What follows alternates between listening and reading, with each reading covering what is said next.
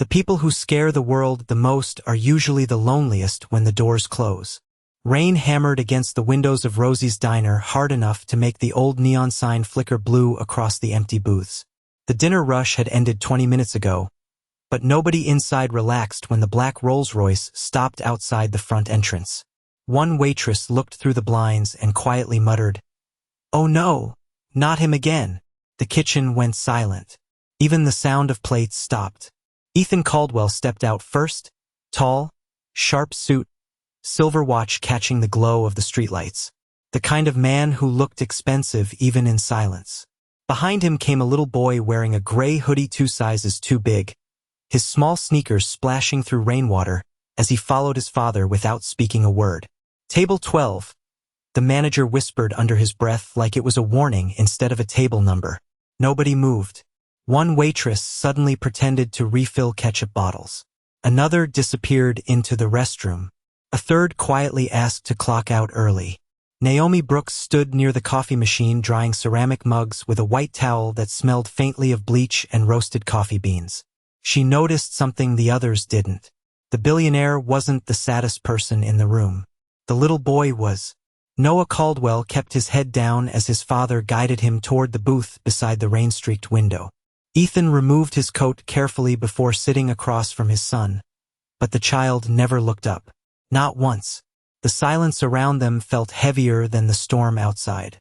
"I'm not taking that table," one server whispered. "Last time he made Jessica cry." "He tips big, though," another answered quietly. "Yeah," the first one replied, "but it's like serving a thunderstorm." Naomi folded the towel slowly. Then she walked toward table 12 before she could change her mind. The entire diner watched her cross the room. Ethan looked up when she arrived, his expression unreadable. Cold, controlled, exhausted. Naomi offered a small, calm smile. "Good evening. My name's Naomi. Can I get you started with something warm tonight?" Ethan studied her for a second. Longer than normal, almost surprised she had approached at all. Most people either stared too hard at him or avoided eye contact completely. Naomi did neither. She simply waited. Noah kept staring at the table. Tiny raindrops still clung to the sleeves of his hoodie. Ethan finally spoke. "Black coffee. No sugar." His voice sounded like someone who hadn't slept properly in months. Naomi nodded softly. Then she looked at the little boy. "And for you." No response. Ethan glanced at his son with quiet disappointment that looked painfully familiar, like a routine neither of them could escape anymore. "He doesn't want anything," Ethan said flatly. Naomi noticed the child's fingers tightening under the table. Small hands, nervous hands, hurt hands. She leaned down slightly, just enough for her voice to soften without sounding fake. "We make the best hot chocolate in Boston," she told him gently. "Extra marshmallows if you're brave enough." For the first time since entering the diner, Noah looked up. Just for a second. But it was enough for Naomi to see the sadness sitting behind his eyes like rain clouds that never moved. Noah stared at Naomi for only a second before lowering his eyes again. But something inside the diner shifted anyway. Small moments always looked invisible at first. Naomi walked back toward the counter without rushing him. She had learned a long time ago that hurt people trusted silence more than pressure. Behind the register, the cook leaned closer and whispered, "You actually got the kid to look up." Naomi ignored him as she poured fresh coffee into a thick ceramic mug. Steam curled into the air between her fingers while thunder rolled somewhere above the city. Rosie's diner smelled like cinnamon pie crust, butter, and rain-soaked jackets. Outside, headlights dragged across puddles on the empty Boston street. Inside, table 12 still felt colder than everywhere else. Naomi carried the coffee over first. Ethan thanked her with a quick nod but kept watching his son from the corner of his eye like he was afraid the boy might disappear if he looked away too long. Naomi placed the mug carefully on the table. "Your hot chocolate will take another minute," she told Noah softly. The boy did not answer, but his shoulders loosened slightly beneath the oversized hoodie. Ethan noticed it too. Naomi could tell by the way his expression tightened for half a second. Not anger. Surprise. The kind that hurt. You seem calm, Ethan finally said after a long silence. Naomi glanced toward the rain hitting the windows. Busy places teach you how to stay calm. Ethan studied her again. Most people around him either tried too hard or became nervous immediately. Naomi did neither. She simply existed without asking permission from the room. Most servers avoid this table, he said. Naomi gave a small shrug. Maybe they are tired. Ethan almost smiled at that, but it vanished before it fully appeared. Naomi noticed the dark circles under his eyes, the stiffness in his shoulders, the untouched wedding ring still hanging from a thin chain beneath his dress shirt whenever he shifted slightly forward. She noticed everything. Quiet people usually did.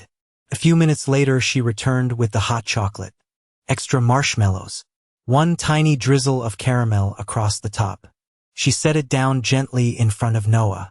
Careful, she whispered. It is hot enough to wake the dead. For the first time all night, something close to a smile touched the little boy's face. Tiny. Fast. But real. Ethan froze completely when he saw it. Naomi pretended not to notice because grief became embarrassed when people stared at it too directly. Noah wrapped both hands around the warm mug. My mom used to make this, he whispered so quietly Naomi almost missed it.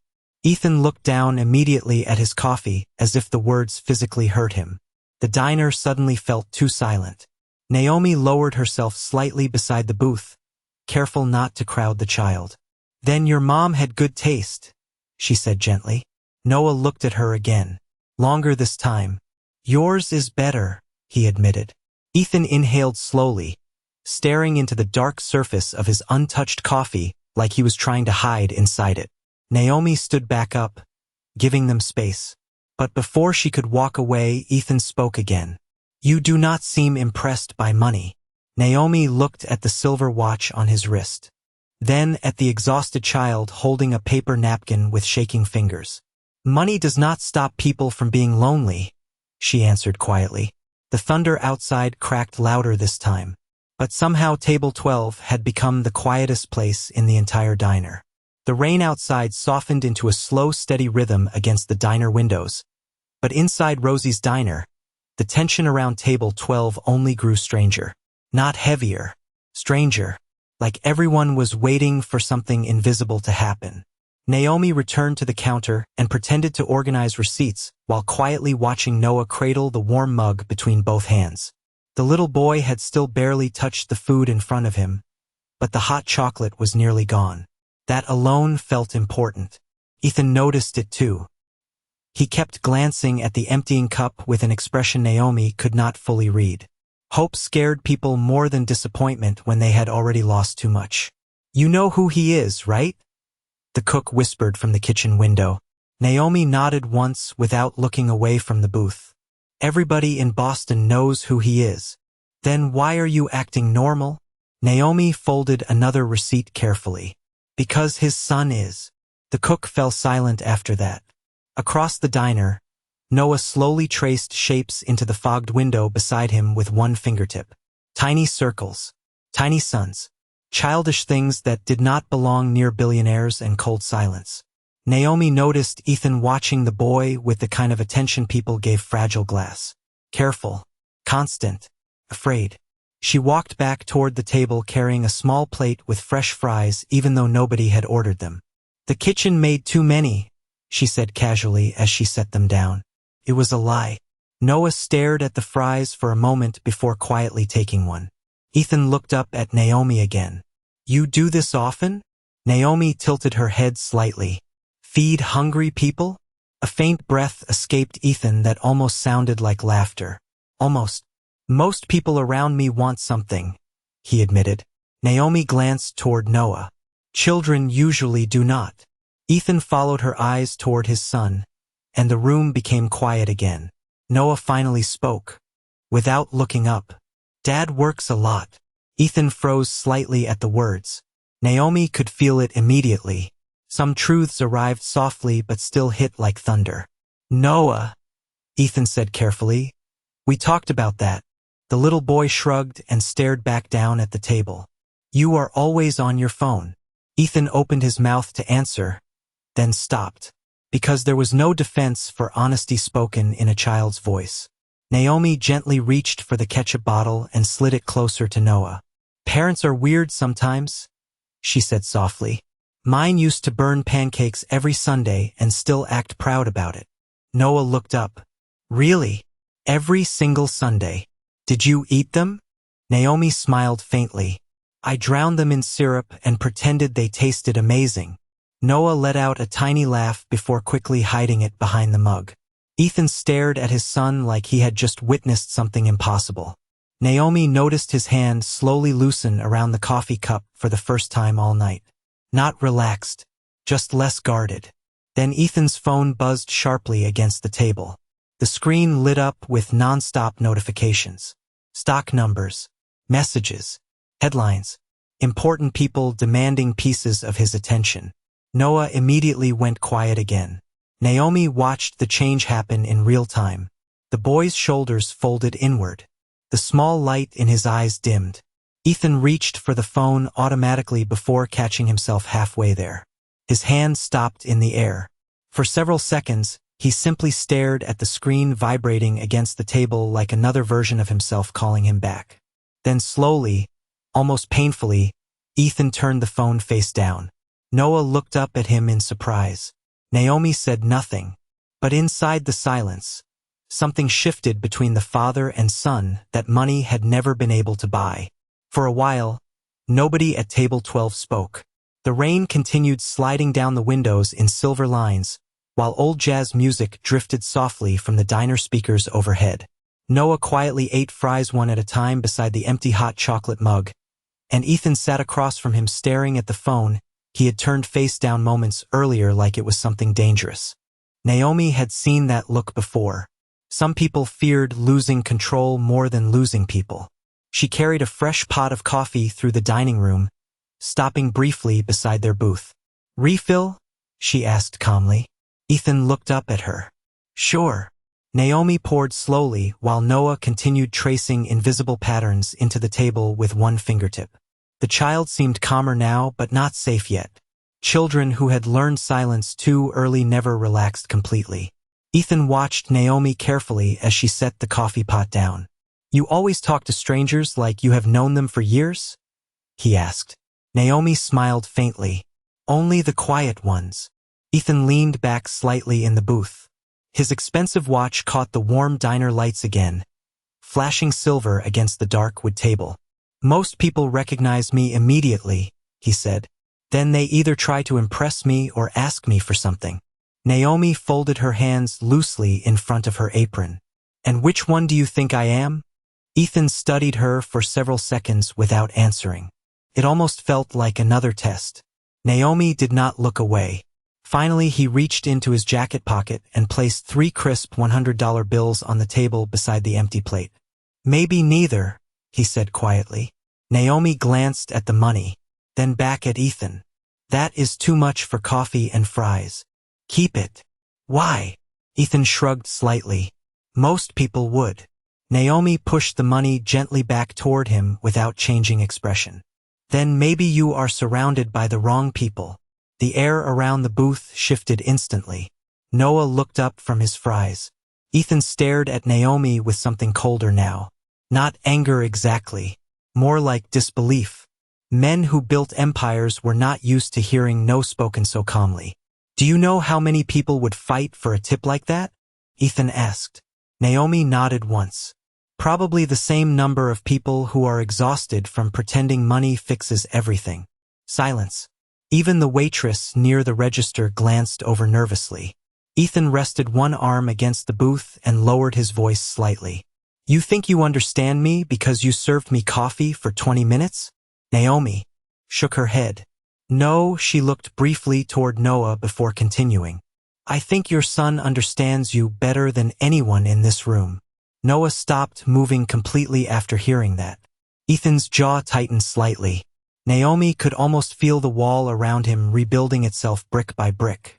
"You are very confident for someone working the night shift in a diner," Ethan said. The words sounded sharp enough to cut, but Naomi heard the exhaustion underneath them. She answered softly anyway. And you are very tired for someone who owns half the city. Ethan looked at her like nobody had spoken to him honestly in years. The storm outside cracked louder again, rattling the glass windows. Noah flinched instantly. Naomi noticed before Ethan did. She crouched slightly beside the booth, keeping her voice low and steady. "Hey," she said gently to the little boy. "Count something for me." Noah blinked. "What?" "Anything." Another thunderclap rolled through the night. Noah gripped the edge of the booth. Naomi pointed toward the neon pie sign glowing red behind the counter.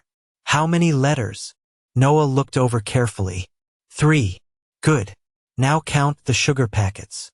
Ethan watched silently as Noah slowly focused on the tiny objects around him instead of the storm outside. Breath by breath, the panic loosened from the child's shoulders. Naomi stood again after a minute, smoothing her apron quietly. Then she looked directly at Ethan and spoke the words that made him go completely still. "You do not scare me, Mr. Caldwell," she said softly. "You just look tired." The words stayed hanging over the table long after Naomi walked away. "You just look tired." Nobody spoke to Ethan Caldwell like that. Not board members. Not reporters. Not employees terrified of losing six-figure salaries. Yet somehow a waitress in a faded blue apron had said it without fear, almost gently, and that made it harder to ignore. Ethan sat motionless while Noah quietly counted sugar packets beside him under his breath. 4, 5, 6. The little ritual Naomi had started was still calming him down. Ethan noticed that too. He noticed everything tonight.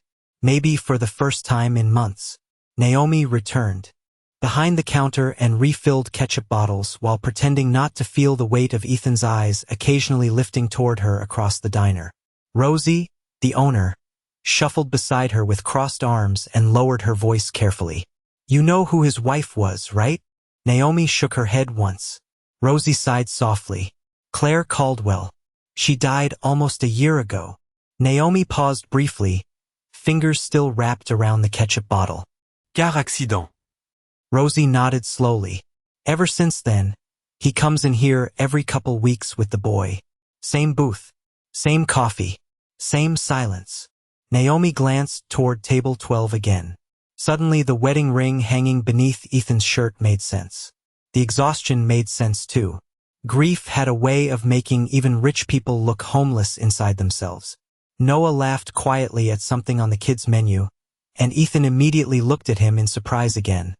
Like hearing joy had become unfamiliar. Rosie leaned closer. "You are the first server he has not scared away." Naomi kept her eyes on the table. "He is not trying to scare people. Then what is he trying to do?" Naomi watched Ethan stare out the rain-covered window for several seconds before answering softly. "Survive." Across the diner, Noah slowly slid out of the booth and wandered toward the old claw machine near the entrance. Its faded lights blinked weakly against the dark rainy night outside. Ethan instinctively reached for his phone again while watching the stock market notifications flood the screen. Numbers rising. Numbers falling. Entire companies moving because of decisions only he could make. But then Noah pressed his tiny hand against the claw machine glass and looked back toward his father hopefully. Ethan hesitated. Naomi watched the moment happen from across the room. The phone in his hand. The child waiting near the machine. Work on one side. Life on the other. Ethan slowly lowered the phone onto the table again and stood up. Noah's face brightened instantly. It was small, quick, but real enough to hurt. Naomi turned away quietly, pretending to wipe down the coffee station because some moments deserved privacy. A few minutes later, Ethan returned to the booth carrying a stuffed brown bear Noah had won from the machine. The little boy hugged it against his chest like treasure. Naomi noticed Ethan smiling faintly for the first time that night. Tired people smiled differently, like they had forgotten how and were relearning it slowly. She walked over with the check tucked beneath her order pad. "No rush," she said gently as she set it down. Ethan glanced at the bill but did not reach for it. "Can I ask you something?" Naomi nodded once. Ethan looked toward Noah, who was now quietly making the stuffed bear wave at the rain outside the window. "How did you know what to say to him?" Naomi followed his eyes to the child. Her expression softened in a way Ethan had not seen before. Because silence sounds different when it comes from sadness. Ethan looked up at her carefully. Naomi hesitated for half a second before continuing. My little brother stopped talking for almost 6 months after our mother died. The room became very still after that. Even the storm outside seemed quieter somehow. Ethan stared at Naomi differently now. Not like a waitress. Not even like a stranger. More like someone standing on the edge of the same dark water he had been drowning in alone. For several seconds, Ethan said nothing after Naomi mentioned her brother. He simply sat there staring at her while rainwater crawled slowly down the diner windows behind him. People often expected grief to look dramatic. Loud crying, broken voices, but real grief usually looked like this instead. Quiet eyes, tired shoulders, long silences between simple words. Noah hugged the stuffed bear against his chest and leaned closer to the booth window, tracing circles into the fogged glass while humming softly to himself. The sound was small, almost fragile, but Ethan noticed it immediately. Naomi could tell because his entire expression softened for half a heartbeat before the walls returned again. Did he start talking again? Ethan finally asked quietly. Naomi rested one hand against the back of the empty booth beside her. Eventually, Ethan looked down at the untouched coffee in front of him. It had gone cold nearly 20 minutes ago. How? Naomi thought about the answer carefully. Nobody forced him to. Ethan slowly nodded once, but the look in his eyes said the words hit somewhere deeper than he wanted to admit. Near the kitchen, Rosie flipped the diner sign from open to closed while the last customers gathered umbrellas and drifted into the wet Boston night. Soon only the soft buzz of neon lights remained inside Rosie's diner. Naomi began wiping nearby tables while Ethan sat unusually still at the booth. Most wealthy men carried energy that filled rooms loudly. Ethan carried exhaustion instead. Noah wandered back toward the claw machine with the stuffed bear tucked under one arm. This time Ethan let him go without immediately checking his phone. Naomi noticed that too. You do not have to stay open for us, Ethan said after a while. Naomi folded the damp cleaning cloth neatly over her wrist. I am already here. Ethan looked at her carefully again, almost like he was trying to solve a puzzle that refused to fit inside the version of the world he understood. Why are you being kind to us? Naomi blinked once. Should there be a reason? Ethan gave a tired half-smile that disappeared quickly. Usually there is. Naomi leaned lightly against the booth across from him. Maybe people around you stopped doing things without expecting something back. Ethan did not answer right away. His eyes drifted toward Noah again. The little boy was now making the stuffed bear dance slowly beneath the blinking arcade lights. After my wife died, Ethan said quietly, everybody started treating us differently. Naomi listened without interrupting. Some people pitied Noah.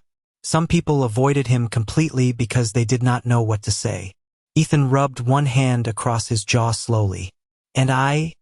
His voice stopped there for a second. Naomi waited patiently. I buried myself in work because it felt easier than watching him miss her. The confession landed softly between them, but Naomi could feel how much it had cost him to say out loud. People like Ethan were trained to solve problems, build things, control outcomes. But grief did not obey intelligence or money or schedules. It simply stayed. Noah suddenly looked back toward the booth. Dad, he called softly. Look. Ethan turned immediately. Noah held the stuffed bear up proudly after winning a tiny plastic ring from the machine with it balanced on the bear's paw. Ethan smiled for real this time. Not the polite smile from magazines or business interviews. A real one. Brief. Human. Naomi looked away respectfully, pretending to straighten the napkin holder because some moments became sacred when nobody interrupted them. Then the lights flickered once overhead. A loud crack of thunder rolled directly above the diner. Noah instantly froze near the machine. The plastic ring slipped from his fingers onto the floor. His breathing changed first. Naomi recognized it immediately. Fast. Shallow. Panicked. Ethan stood up quickly. Noah. Another thunderclap shook the windows harder this time.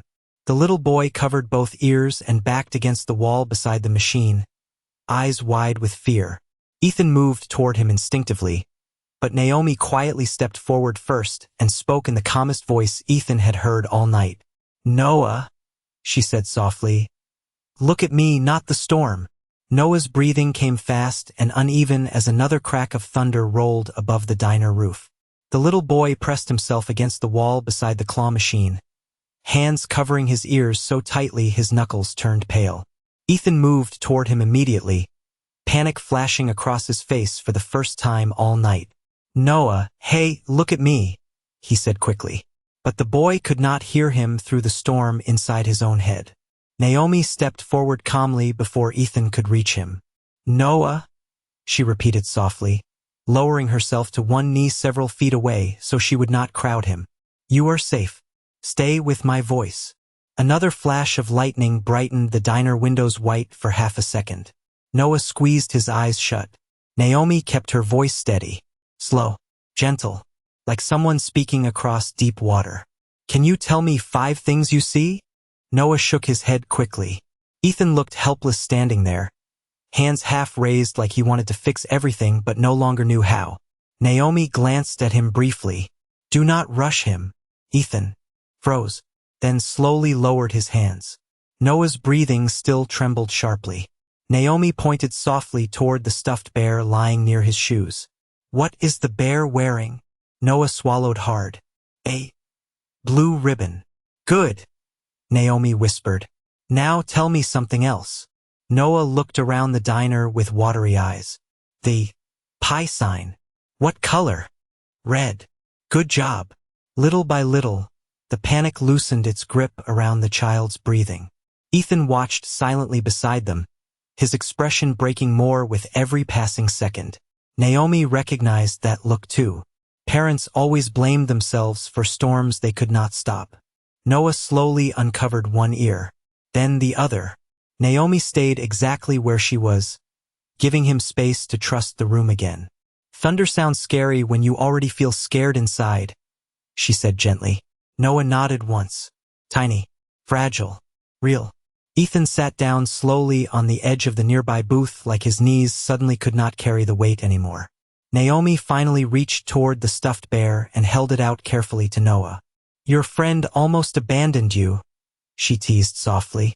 Noah took the bear with a weak little smile. The worst had passed. For now. Silence settled over the diner again except for rain tapping softly against the glass. Naomi stood slowly, smoothing her apron, while Noah climbed quietly back into the booth, clutching the bear against his chest. Ethan stayed seated for several seconds without speaking.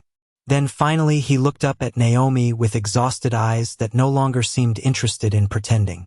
"I do not know how you did that," he admitted quietly. Naomi reached for the cold coffee cup still sitting untouched on the table. "Children do not always need solutions," she said softly. "Sometimes they just need someone who does not panic with them." Ethan lowered his eyes after hearing that. The words hit harder than criticism ever could. Rosie disappeared into the kitchen to finish closing, while the neon open sign continued buzzing faintly near the front window. The diner now felt strangely smaller, warmer, like the storm had trapped the truth inside with them. Ethan rubbed one hand slowly across his face before speaking again. "I used to know how to handle everything." Naomi poured fresh coffee into his mug without interrupting. "Meetings, investors, deadlines, pressure. I could solve problems all day without blinking." He stared down at the steam rising between his hands. "But after Claire died," his voice cracked slightly there before he steadied it again, "I could not even figure out how to help my own son sleep through the night." Naomi listened quietly. Ethan gave a tired laugh with no humor inside it. "Do you know what is worse than losing someone?" Naomi looked at him carefully. Ethan stared toward Noah, who was now resting his head against the booth while hugging the stuffed bear tightly. "Watching your child disappear little by little while you stand there completely useless." The confession left the room painfully quiet. Naomi placed the coffee pot down softly beside him. Then she spoke in the gentlest voice Ethan had heard since walking into the diner. "You are not useless, Mr. Caldwell." Ethan looked up slowly. Naomi held his gaze without fear. "You are grieving too." The diner stayed quiet after Naomi's words settled across the table. "You are grieving too." Ethan looked at her like nobody had ever given him permission to admit that before. For nearly a year people had treated him like a machine built to survive loss without slowing down. Investors still called. Cameras still followed him. Employees still waited for decisions worth millions of dollars. The world had continued moving as if grief should politely stay out of business hours. But inside Rosie's diner, with rain washing against the windows and his son half asleep beside a stuffed bear, Ethan suddenly looked less like a billionaire and more like a man who had forgotten how to breathe without carrying guilt in his chest. Noah curled quietly against the booth cushion, one small hand wrapped around the bear's blue ribbon. Naomi adjusted the check near the edge of the table and turned slightly to give them space, but Ethan spoke before she could leave. "How did you survive it?" His voice came out lower than before. "Honest." Naomi stopped beside the booth. For a moment she simply watched the rain. Outside, Boston looked blurry through storm-covered glass. "I did not survive it all at once," she answered softly. "Some days I was angry. Some days I was numb. Some days I smiled at people while falling apart quietly." Ethan listened without moving. Naomi glanced toward Noah. "But my little brother taught me something." Ethan waited. "Children do not need perfect people after tragedy," she said gently. "They need present ones." The words hit Ethan harder than anything else she had said that night. Naomi could see it immediately in his eyes, because he had spent the last year trying to become stronger instead of simply becoming available. Ethan looked toward his sleeping son with visible regret settling across his face. "I thought if I worked harder," he admitted quietly, "I could build a future big enough to protect him from pain." Naomi folded her arms loosely against her apron. "Pain does not care about money." Ethan gave a tired laugh under his breath. "I am starting to realize that." Another soft silence passed between them, comfortable this time, human. Rosie walked out from the kitchen carrying a stack of clean glasses and paused when she noticed Noah sleeping peacefully in the booth. Her expression softened immediately. "That boy has not looked this calm in months," she whispered toward Naomi. Ethan overheard it. Naomi saw the guilt return instantly across his face, but this time something else appeared beside it too. Relief. Small. Fragile. Real. Ethan slowly reached into his wallet again. Naomi almost sighed, expecting another oversized tip. Instead, he pulled out an old photograph with worn edges and stared at it quietly for a second before setting it on the table. Naomi glanced down carefully. Claire Caldwell smiled brightly in the picture beside a younger Noah sitting on her shoulders near a beach somewhere sunny and warm. Ethan looked different too. Lighter somehow. Like life had not hollowed him out yet. "She used to sing to him during storms," Ethan said quietly. "That was the only thing that calmed him down." Naomi studied the photograph gently before sliding it back toward him. "Then maybe he does not need you to replace her." Ethan looked up. Slowly. Naomi's voice softened even more. "Maybe he just needs to know you miss her too." Ethan stared at her for a long moment after that. The kind of silence that changed people quietly from the inside. Then Noah shifted sleepily against the booth cushion and murmured something too soft to understand. Ethan instinctively reached over and adjusted the little blanket of his own coat around the child's shoulders. Naomi noticed the movement immediately. Not because it was dramatic, because it was natural. For the first time all night, Ethan was no longer reacting like a frightened man trying to control grief. He was simply acting like a father. Naomi smiled faintly and stepped back toward the counter to give them privacy. But before she walked away completely, Ethan stopped her one last time. "Naomi." She turned calmly. Ethan looked at her with quiet sincerity that money could never purchase. "Thank you for seeing him tonight." Naomi glanced toward Noah sleeping peacefully beside the diner window glowing with rain and neon light. Then she answered in the softest voice imaginable. "Children should never have to disappear just because adults are hurting." The storm had almost passed by the time Ethan finally stood from the booth with Noah sleeping quietly against his shoulder. Rosie's diner looked softer now under the late-night lights, like the entire place had exhaled after holding its breath for hours. Naomi wiped down the counter while Ethan adjusted his coat carefully around his son, so the boy would not wake up from the cold Boston air waiting outside. For a moment nobody spoke. The silence no longer felt uncomfortable.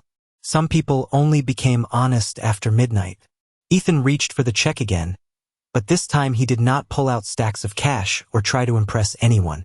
He simply paid the bill quietly like an ordinary customer. Naomi noticed that too. Before leaving, Ethan looked around the diner slowly. At the empty coffee cups, the rain sliding down the windows, the old pie sign glowing red near the entrance. Then his eyes returned to Naomi. "I think this is the first night Noah has smiled since Claire died," he admitted softly. Naomi glanced toward the sleeping child. "Kids remember who makes them feel safe." Ethan nodded once, like he wanted to say more but no longer trusted his own voice. Then something unexpected happened. He walked toward Rosie near the register and cleared his throat quietly. The older woman looked up in surprise. Ethan lowered his eyes slightly before speaking. "I owe your staff an apology." Rosie blinked. "Excuse me?" Ethan glanced briefly toward the empty diner booths. "I know people here dread serving me." The honesty in his voice sounded heavy. "Earned. I thought being demanding kept me in control after Claire died." He gave a tired breath that almost became a laugh. "Turns out it just made me lonely." Rosie looked genuinely stunned. Naomi stayed silent behind the counter, but she could feel the entire room changing around that moment. Some apologies arrived louder than shouting because they came from people who never apologized at all. Ethan reached into his pocket and pulled out a business card before setting it gently on the counter beside the register. "One of your waitresses reminded me tonight that my son needed a father more than he needed a provider." Naomi looked down immediately after hearing that, pretending to straighten silverware because praise embarrassed her more than criticism ever could. Ethan turned back toward her one last time. Noah stirred sleepily against his shoulder, still clutching the stuffed bear. "You were right," Ethan said quietly. Naomi lifted her eyes. Ethan gave a faint smile filled with equal parts gratitude and sadness. "Children notice silence." Naomi smiled softly back at him. "And they remember kindness longer than adults do." For several seconds they simply looked at each other while the rain outside faded into a soft drizzle. No romance. No dramatic music. Just two tired people who understood grief differently now. Ethan finally nodded once before carrying Noah toward the front door. But just before stepping outside, the little boy opened his sleepy eyes halfway and looked back over Ethan's shoulder. "Bye, Naomi," he whispered softly. Naomi's expression warmed instantly. "Good night, Noah." The diner door closed behind them with a quiet chime. Naomi watched through the rain-covered window as Ethan carefully buckled Noah into the back seat of the Rolls-Royce instead of handing him off to a driver. Then, before getting into the car himself, Ethan paused beside the door and looked back toward the diner one final time. "Not at the building." Her. Naomi gave a small wave. Ethan returned it slowly before disappearing into the storm-softened Boston night. 3 months later, a large envelope arrived at Rosie's diner addressed to Naomi Brooks. Inside was a full scholarship acceptance letter to one of the best child psychology programs in Massachusetts. No sender name, no company logo, only a handwritten note folded carefully beneath the letter. Naomi opened it slowly beside the coffee machine while the morning sun spilled through the diner windows. The note contained only one sentence. "For the woman who reminded my son that the world still had gentle people in it." Naomi smiled quietly to herself before folding the note again. Outside, Boston moved loudly through another busy morning. But inside Rosie's diner, one simple truth still lingered softly in the air. The quietest people often change lives the most.